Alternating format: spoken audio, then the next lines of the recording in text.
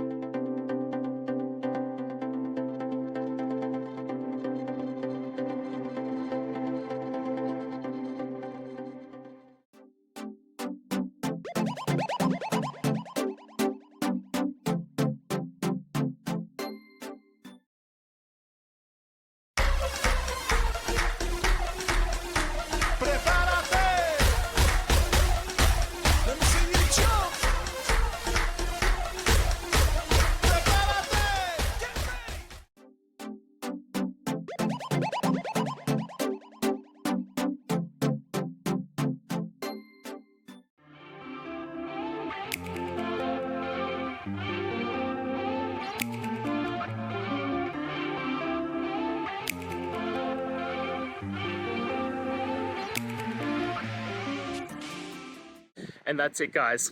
I hope we've gone through the question and found that solution you're looking for.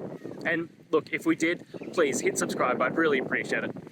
And until the next time you need technical help, I hope you have a good one. Cheers.